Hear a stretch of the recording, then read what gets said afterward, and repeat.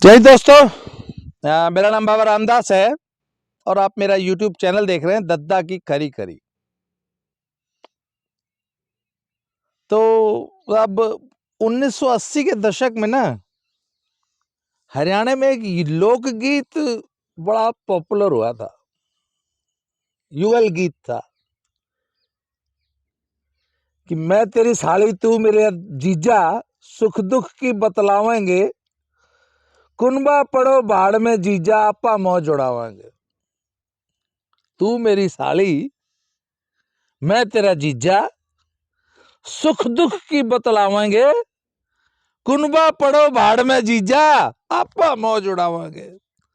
तो भाई जीजा साले मिले तो साले बोली चल जीजा हड्या। बोले कित चलेगी? बोले चल कनाट प्लेस हांड्या। बोले छोटे न कनाट प्लेस के जंतर मंत्र चल। तो साहब जीजा साली का विद्रोह था। ये जो कुश्ती जगत में जो विद्रोह हुआ ना, ये जीजा साली का विद्रोह था साहब। और अंत में हुआ क्या? कुनबा पड़ो भाड़ में जीजा आपा मौज उड़ाओगे। साहब कुनबा गया भाड़ में। जो पूरी पहलवानी जगत, कुश्ती जगत का जो कुनबा है ना, वो तो भाड़ में चला गया। बाकी जीजा साली की मौज है, वो तो रहेगी। जीजा साली मौज कर रहे हैं साहब। तो साहब ये Phogat family, Phogat sisters and their husbands and their father and some of their family friends, ये 5 फोगाट बहनें, उनके पतियों, 5 पति, एक उनके पिताजी महावीर फोगाट, और 2-4-10 पहलवान, 2-4-10 पुराने उस्ताद खलीफा कोचेस का विद्रोह था। और ये साहब जंतर मंतर में पहुंच गए। तो जैसा कि होना ही था, जीजा साली जब मौज करेंगे तो कुनबा तो भाड़ में जाएगा। अब कुनबा साहब भाड़ में जा रहा है। वहां पे ना जंतर मंतर पे बैठ कर थे, कुश्ती बहुत नीचे जा रही है, हम तो कुश्ती के कल्याण के लिए काम कर रहे हैं। ये जो हमने जो जंतर मंतर पे तमाशा किया, ये कुश्ती के कल्याण के लिए किया था साहब इन्हें। अब कुश्ती का कल्याण कैसे हुआ? जिस दिन ये जंतर मंतर में बैठे और जैसे ही इन्होंने आरोप लगाए, तुरंत सबसे पहले तो स्पोर्ट्स अथॉरिटी ऑफ इंडिया ने लखनऊ में जो लड़कियों का कोचिंग कैंप लग रहा था, जिसमें लड़कियां रिपोर्ट कर चुकी थी, कुछ लड़कियां रास्ते में थीं, वो उल्टे पैर बैरंग उनको बेचारियों को वापस आना पड़ा। कुछ लड़कियां कैंप में पहुंच चुकी थीं, उनको रातों रात रिजर्वेशंस करा के कैंप कैंसिल कर दिया गया और वो अपने अपने घर चली गई। अयोध्या नंदिनी नगर में एक नेशनल ओपन रैंकिंग टूर्नामेंट, जो कि आज की तारीख में इंडिया का रेसलिंग का सबसे बड़ा टूर्नामेंट है। क्यों? क्योंकि वो ओपन टूर्नामेंट है। वो चल रहा था, उसमें पहले दिन बॉयज की, मेन की फ्री स्टाइल कुश्तियां संपन्न हो चुकी थी। अगले दिन, जो कल का जो दिन बीता है ना, कल वहां ग्रीको रोमन होने वाली थी और आज होती विमेंस की। तब वो टूर्नामेंट एक दिन कुश्ती कराने के बाद बीच में रोक दिया गया और खिलाड़ी भी जो है बैरिंग वापस चले गए। जैसा कि मैंने बताया, आज अगर वो टूर्नामेंट हो रहा था तो आज विमेंस वहां रेसलिंग होती। तो उसके लिए परसों रात को बहुत सी दिल्ली की लड़कियां ट्रेन में थी। उनको रात को कानपुर, जब वो बाई चांस ट्रेन पहुंची, तब कानपुर में ये खबर मिली कि भैया वो तो टूर्नामेंट कैंसिल हो गया। तो कानपुर से बच्चियां वापस आई दिल्ली। तो हो गया सब कुश्ती का तो कल्याण। मतलब नेशनल ओपन रैंकिंग टूर्नामेंट जैसा महत्वपूर्ण टूर्नामेंट, ये नेशनल ओपन रैंकिंग टूर्नामेंट क्या होता है, ये नेशनल चैंपियनशिप से अलग होता है। ये मैं आपको आज की इस वीडियो में आगे चल के बताऊंगा। इसके अलावा कुश्ती के annual, wrestling federation of India की एनुअल जनरल मीटिंग बुला रखी थी, वो कैंसिल हो गई। इसी 30 तारीख को वर्ल्ड रैंकिंग टूर्नामेंट हो रहा है क्रोशिया में, आई थिंक, यस, क्रोशिया में। इसी 30 जनवरी को उसकी टीम जानी है। वो उस टीम का पार्टिसिपेशन खटाई में पड़ गया, क्योंकि इंडिया से 30 बच्चे उस रैंकिंग टूर्नामेंट में पार्टिसिपेट करने वाले हैं। अब चूंकि कुश्ती संघ की सारी गतिविधियों को भंग कर दिया गया है, रोक दिया गया है, और कुश्ती संघ के जो अभी वर्तमान पदाधिकारी थे सबको अपने कार्यों से विरत कर दिया गया है। तो उस टूर्नामेंट में बच्चों का पार्टिसिपेशन अब खटाई में पड़ गया। हालांकि एक केयर टेकर जो कमेटी बनाई है ना, वो एक केयर टेकर, मतलब आपकी माँ को मना कर दिया जाए कि तू नहीं रसोई में बढ़ेगी, क्यों, पड़ोसन बना के खिलाएगी। तो तब पड़ोसन जब बनारस आपके किचन में आके बना के खिलाएगी तो उस बेचारी को तो पता ही नहीं है हल्दी कहाँ रखी है, मसाला कहाँ रखा है, कहाँ है, क्या चीज़ है, आपके घर का क्या सिस्टम है। तो पड़ोसन तो ऐसा ही काम चला होता ही खाना खिलाएगी ना। तो अगले 1 महीने तक, जब तक कि खेल मंत्रालय की कमेटी जो है वो अपनी जांच करके रिपोर्ट नहीं सबमिट कर देती, और उसमें भी कोई 1 महीने की कैपिंग नहीं है, 4 हफ्ते की, जल्दी से जल्दी उनको रिपोर्ट सबमिट करनी है।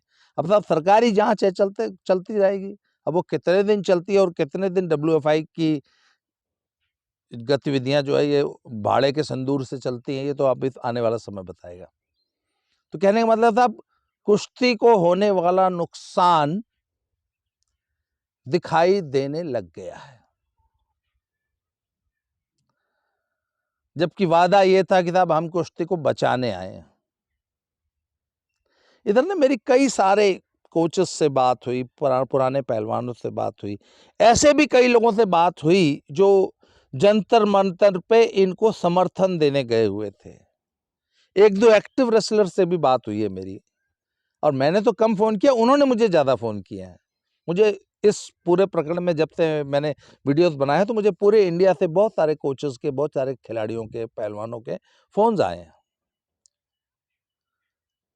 तो मैंने पूछा, यार तुम क्या समझ के वहां समर्थन देने गए थे, तुम्हें मालूम है ये हो क्या रहा है, ये कौन कर रहा है, कौन करा रहा है, तुमको मालूम था कि ये ऐसे यौन शोषण के आरोप लगाए जाएंगे, और ऐसे आरोप लगाए जाएंगे जिसके कि आरोप लगाने के वाले के पास कोई प्रूफ नाम की चीज ही नहीं होगी।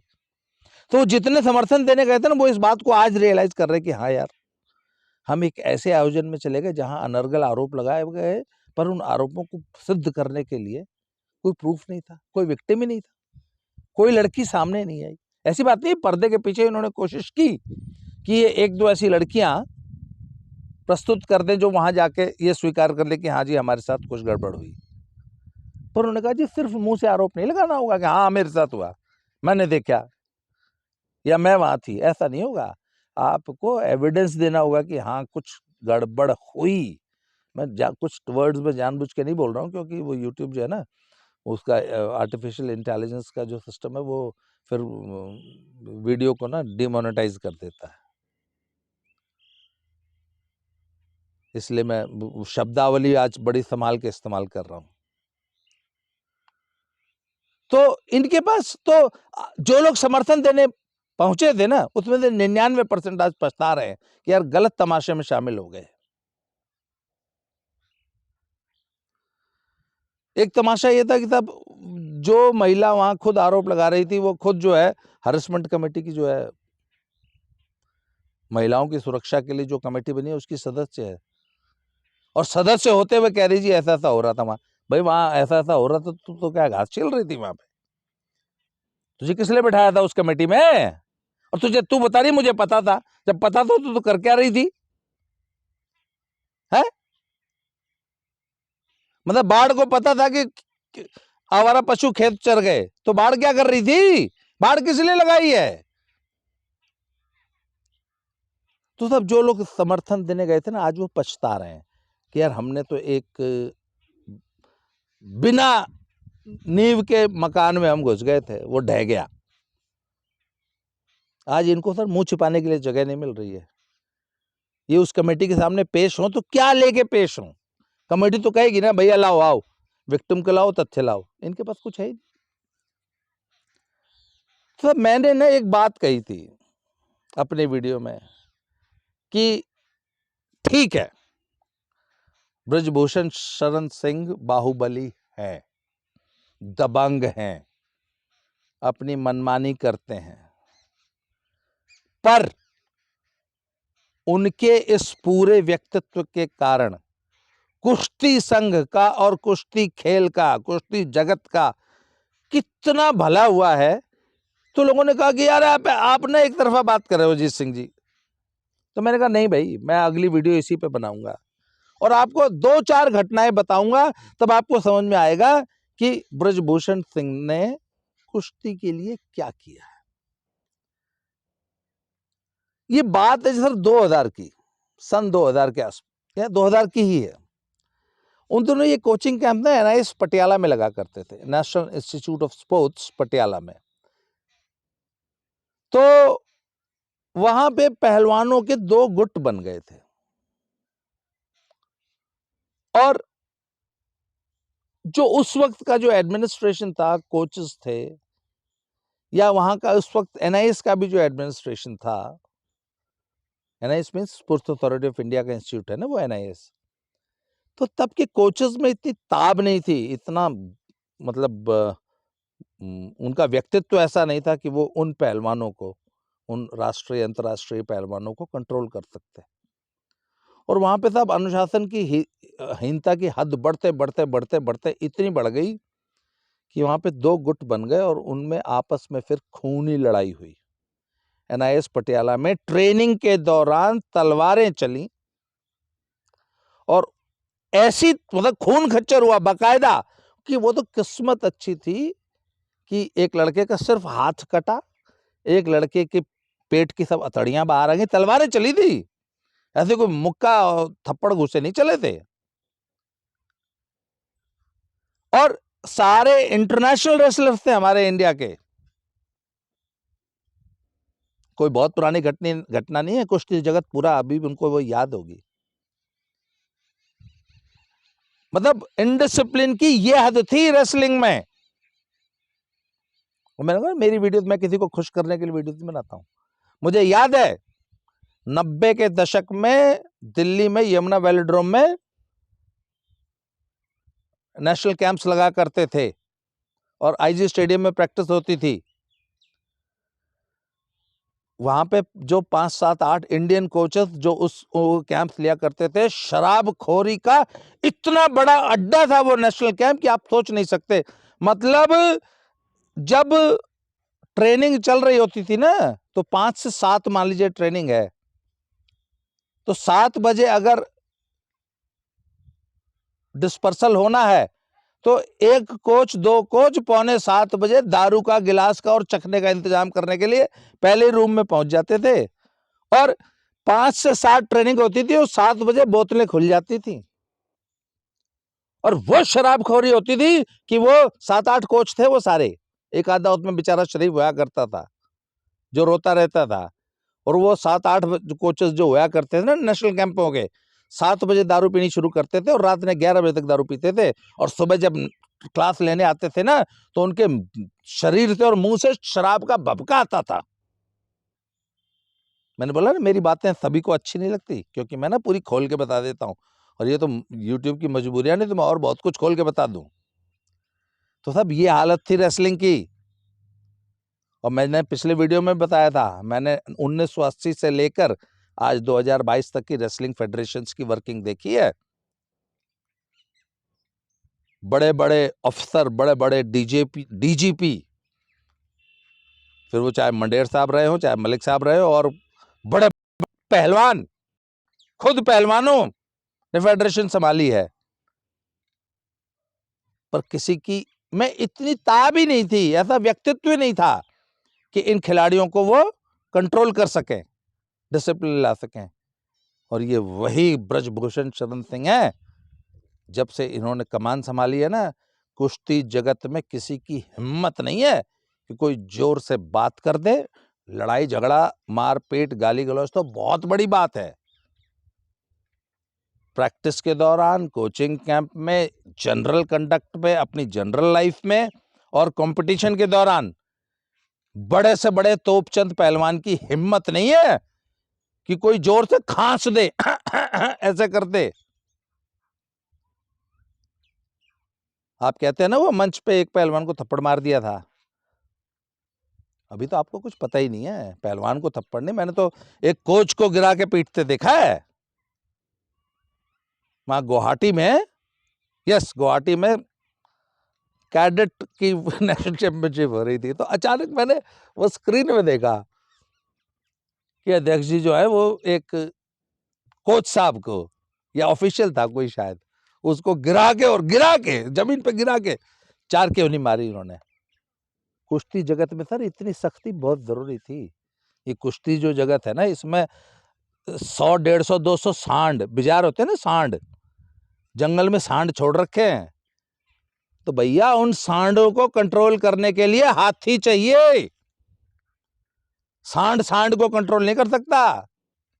और ये फेडरेशन में आज तक गधे बैठे हुए थे, सांड भी छोड़ दो। तो तब इन सांडों को, ये जो सांड छोड़ रखे हैं ना अपने बिजार जंगल में, इनको कंट्रोल करने के लिए हाथी चाहिए। वो हाथी ब्रजभूषण शरण सिंह हैं। इनकी वजह से आज कुश्ती जगत सारी स्पोर्ट्स फ्रेटर्निटी में we are the most disciplined game, जहां पे किसी खिलाड़ी की, किसी कोच की, किसी पेरेंट की, या पेरेंट की भी फुल दादागिरी चलती थी। लड़का पहलवान है तो बाप सबसे बड़ा गुंडा था, आगे मैट पे गुंडागर्दी करते थे, मैट पे चढ़ जाते थे। आज किसी की हिम्मत नहीं है कि जोर से खांस दे, बोल दे।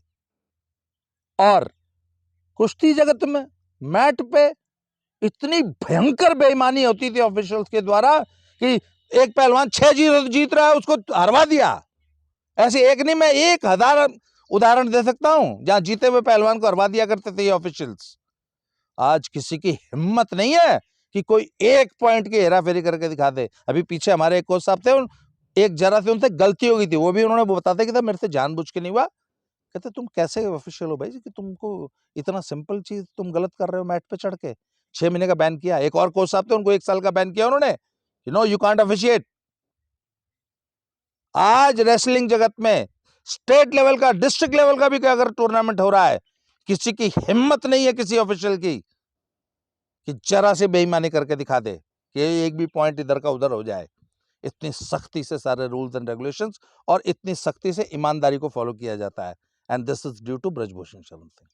कल मैं वो योगेश्वर दत्त जी का ना एक इंटरव्यू देख रहा था, वो शायद नव भारत ऐसे कुछ टीवी पे था, एक महिला पूछ रही थी, तो उन्होंने कहा जी आज से 10 साल पहले जब ब्रजभूषण शरण सिंह जी प्रेसिडेंट नहीं थे ना, 2 डाइट के रूप में नेशनल कैंप में 2 फ्रूटी मिला करती थी। आप योगेश्वर दत्त ओलंपिक चैंपियन पहलवान है, उनका वीडियो देख लीजिएगा। कहते डाइट के नाम पे 2 फ्रूटी सुबह और 1 गिलास दूध शाम को मिलता था। आज तो सर हर खिलाड़ी का पर्सनल कोच है। वो बताते हैं कि उनके जमाने में तीनों फ्री स्टाइल, ग्रीको रोमन और विमेन रेसलिंग का तीनों का मिला के एक जॉर्जियन कोच होता था। आज हर अच्छे पहलवान का पर्सनल कोच है, पर्सनल फिजियो है। आपको मालूम है एक इंटरनेशनल कोच की अपॉइंटमेंट में 3 लाख रुपए के आसपास तो उसकी सैलरी होती है, बाकी खर्चे अलग होते हैं महीना। तो एक खिलाड़ी पे रेसलिंग फेडरेशन ऑफ इंडिया और भारत सरकार 10 से 15 लाख रुपए महीना खर्च कर रही है। बेसिक एमिनिटीज के लिए हम लोग तरसे हैं। हम लोगों ने जिस जमाने में पहलवानी की है, दाल रोटी मिला करती थी कैंपों में, आज तो सप्लीमेंट्स मिलते हैं, ड्राई फ्रूट्स मिलते हैं, एसी कमरों में कैंप्स लगते हैं, पर्सनल फिजियो हैं पहलवानों के, पर्सनल कोचेस हैं और पर्सनल पार्टनर्स हैं। उस पार्टनर का खर्चा साई दे रही है, WFI दे रही है, और ट्रेनिंग के लिए 8-8 महीने विदेशों में ट्रेनिंग ले रहे हैं। ये सारे कुश्ती में जो रिफॉर्म्स हुए ना, ये ब्रजभूषण शरण सिंह की देन है। और आज आप इस आदमी को हटा दो, इसी कुश्ती में नंगा नाच होगा और ये सिर पे चढ़ के नाचेंगे। इनडिसिप्लिन का वो आलम होगा जिसकी कोई हद नहीं है। तो मतलब the best thing to happen in Indian wrestling was Brij Bhushan Sharan Singh का कुश्ती जगत में प्रेसिडेंट बनकर आना। और ये लोग कहते हैं ना कि वित्तीय अनियमितता, सर मेरी आंख का देखा हुआ है, इस आदमी ने पिछले 10 सालों में कम से कम 25-30 करोड़ रुपया तो अपनी जेब का कुश्ती पे लगाया है। बाकी लोग आते हैं ना लूटने, नोचने, चूसने आते हैं स्पोर्ट्स को। मैंने पहली बार जीवन में कोई रेसलिंग फेडरेशन नहीं, किसी भी एसोसिएशन का प्रेसिडेंट पहली बार ऐसा देखा है जिसने अपनी जेब के 25-30 करोड़ रुपए लगा दिए हो। Can you imagine? Wrestling federation of India का ऑफिस जो है, भव्य 5 स्टार ऑफिस दिल्ली में कनॉट प्लेस में बन रहा है इस आदमी के निजी प्रयासों से। टाटा की जो स्पॉन्सरशिप है, जो आज इंडियन रेसलिंग के जो ऑफिशियल स्पॉन्सर्स हैं, टाटा मोटर्स, वो ब्रिजभूषण सिंह के पर्सनल एफर्ट्स के कारण वो स्पॉन्सरशिप मिली है। जो रेसलिंग की प्रो लीग है वो ब्रिजभूषण सिंह का पर्सनल एफर्ट था, जिस वजह से रेसलिंग की लीग आज शुरू हो पाई। और ऐसे आदमी को कहते हो कि हम पूरे कुश्ती फेडरेशन को भंग करो और इस आदमी को हटाओ। फिर वही बात, अच्छा इसको हटा देंगे, किसको लाएंगे भाई? दीपेंद्र हुड्डा। सर मैं पिछले 10 साल से ब्रिजभूषण सिंह को देख रहा हूं, आज तक ऐसा कोई टूर्नामेंट रेसलिंग का नहीं हुआ चाहे वो कैडेट हो, चाहे जूनियर हो, चाहे वो लड़कियों का हो, चाहे यूथ अंडर 23 वाला हो, चाहे सीनियर हो, ऐसी कोई ट्रायल नहीं हुई जिसमें ब्रिजभूषण सिंह ने एक भी कुश्ती मिस की हो। Each and every bout he was sitting there on the stage, हाथ में माइक लेके। और क्या मजाल है, कोई जरा सी दुर्व्यवस्था हो जाए, कोई जरा एक्स्ट्रा हुटिंग हो जाए, कोई मैट पे के नजदीक भी चढ़ के कोई किसी ऑफिशियल को डिस्टर्ब करने की कोशिश करे, किसी कुश्ती में कोई डिस्टर्ब करने की कोशिश करे। कुश्तियों में अक्सर डिस्प्यूट होते रहते हैं, कई बार तो ऐसे ऐसे पॉइंट्स आ जाते हैं जहां सचमुच 10-10 बार वीडियो देख के भी समझ में नहीं आता कि किसका पॉइंट स्कोर था कि नहीं था। कई बार तो UWW तक को वीडियो भेजनी पड़ जाती है कि साहब आप बताओ, हमारे ऑफिशियल्स ने ये जजमेंट दिया है, आप बताइए। अभी वो मोखरिया के केस में शायद यही हुआ था, जो वीडियो रिकॉर्डिंग थी ना कुश्ती की, वो UWW तक भेजनी पड़ी थी। तो कुश्ती के दौरान रेसलिंग में डिस्प्यूट्स हो जाना आम बात है, पर डिस्प्यूट हो सकता है, बदतमीजी नहीं हो सकती। जब तक ब्रजभूषण सिंह वहां बैठे हैं ना, किसी की हिम्मत नहीं है कि कोई इनडिसिप्लिन हो जाएगी, बदतमीजी। हाँ, आप डेमोक्रेटिक तरीके से अपना प्रोटेस्ट कीजिए, आपकी सुनवाई होगी। तो क्या मजाल है किसी की? मैंने आज तक पिछले 10 सालों में किसी भी कुश्ती में बेईमानी होते नहीं देखी। The credit goes to Brij Bhushan Sharan Singh. और ऐसे आदमी को अगर ऐसा हम हटा देंगे, हटा तो दोगे भैया, लाओगे किसको? हाँ, वो कहते हैं कि पहलवानों को जो है कुश्ती संघ में रिस्पॉन्सिबिलिटी दो। भाई साहब हमने भी देखा है, पहलवानों को जब रिस्पॉन्सिबिलिटी मिली है तो पहलवानों ने क्या किया है हमने देखा है। स्कूल गेम्स फेडरेशन का क्या हाल किया सतपाल पहलवान जी ने और सुशील कुमार ने, ये हमने देखा, ये किसी से छुपा नहीं है। स्पोर्ट्स जगत के किसी भी ऑफिशियल से पूछ लो कि कितने निर्ममता से इन्होंने SGFI को चूसा है, भ्रष्टाचार का मतलब पहाड़ खड़ा कर दिया। ये तो खुद खिलाड़ी थे, खिलाड़ी होके इतना भ्रष्टाचार किया इन लोगों ने। तो एक आदमी है, बहुत अच्छा काम चला रहा है, उसके खिलाफ जबरदस्ती है राजनीति से प्रेरित होकर काम मत कीजिए। आप लोगों ने जितना कुश्ती का भला करना था कर लिया भैया। वही बात है, जो थोड़ी बहुत पटाश है ना दे में, थोड़ा मैट पे जाओ, उठा बैठी मारो, पहलवानी कर लो अपनी, जो एक आधा टूर्नामेंट और लड़ना है लड़ लो, पक्की बाड़का का नाश मत करो। थारी तो जो होनी थी होली। एक बात बताऊं, ये वहां जितने बैठे थे सब फुके हुए कारतूस थे। एक दो बच्चे इन्होंने बेशक पर्सनल दबाव देके फोन करके बुला लिए थे, इनके तो दाने मुक गए सर। ये तो फुके हुए कारतूस हैं, पर ये बच्चों का सत्यानाश कर जाएंगे। आपको मालूम है आज हमारी इंडियन रेसलिंग की बेंच स्ट्रेंथ इतनी स्ट्रांग है कि ये जितनी खलीफी वहां बैठी थी ना, और खलीफे बैठे थे मैट पे, हर वजन में इनसे इनके नाकों चने चबवाने वाले और एक एक पॉइंट के लिए इनको दिन में तारे दिखाने वाले एक एक वजन में 10-10 लड़के बैठे हैं, एक एक वजन में। हमारी बी टीम और हमारी बेंच स्ट्रेंथ इतनी स्ट्रांग है। तो भैया हमारा इंडियन रेसलिंग का ये स्वर्ण काल चल रहा है, स्वर्ण काल, जहां एक वजन में 8-8 ऐसे लड़के हैं जो आप बता नहीं सकते कौन सा फर्स्ट आ जाएगा। और ये जो अपने आप को सो कॉल्ड ओलंपियंस बोलते हैं ना, नेशनल चैंपियनशिप में गोल्ड लेना भारी पड़ जाता है। ये नेशनल चैंपियनशिप तक क्यों भागते हैं? अरे भैया क्या पता कौन सा छाती पे बैठ जाएगा, पता लगा ओलंपिक मेडलिस्ट और वर्ल्ड मेडलिस्ट नेशनल्स में जो है फलाने छोरे ने हरा लिया। बड़ी मुश्किल से 1 पॉइंट से जीतने की नौबत है। और खलीफियों को तो भूत बना देंगी मैट पे आज। 20-20 साल की लड़कियां, 18-18 साल की, ये जो वहां खलीफा पाक रही थी ना। तो भैया ये फूके हुए कारतूस है। तुमने जितनी रेसलिंग करनी थी कर ली। अरे क्यों रेसलिंग का नाश कर रहे हो इन बच्चों का, बेचारों का? आप बताइए ना, ओपन नेशनल्स कैंसिल करा दी तुमने। 10 बच्चे ओपन, हर वजन के 10 बच्चे चिन्हित होते, 10 बच्चों को रैंकिंग मिलती। गया ना रैंकिंग टूर्नामेंट। इससे पहले होते थे, ब्रजभूषण सिंह ने रैंकिंग टूर्नामेंट कराने शुरू किए। ये ओपन नेशनल रैंकिंग टूर्नामेंट क्या होता है, इसमें क्या विवाद था? नेशनल चैंपियनशिप में पहले हरियाणा की, कहते हैं ना हरियाणा के साथ बहुत दुराव किया ब्रजभूषण सिंह ने, क्योंकि पहले नेशनल चैंपियनशिप में हरियाणा की 2 टीमें लड़ती थी, ए और बी।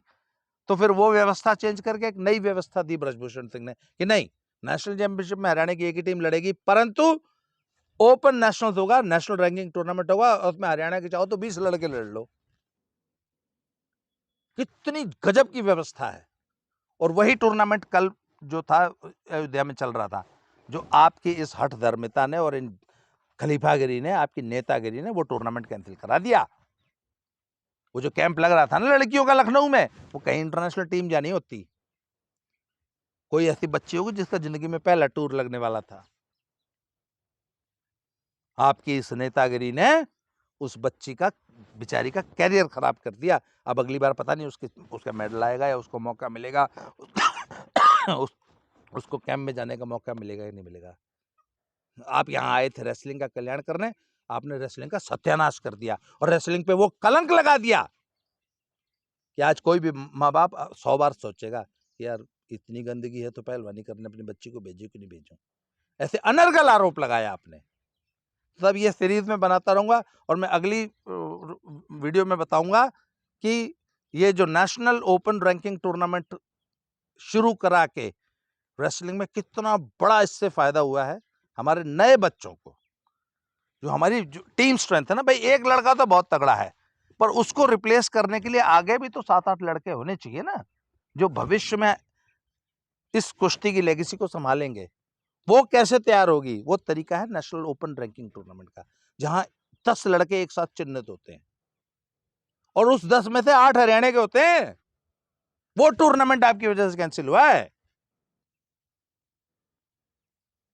तो सब ये सीरीज इसी तरह चलती रहेगी, मैं आप लोगों को इसी तरह अवगत कराता रहूंगा। आज के लिए इतना ही, बहुत बहुत धन्यवाद। अगले एपिसोड में फिर से मिलते हैं। Thank you very much.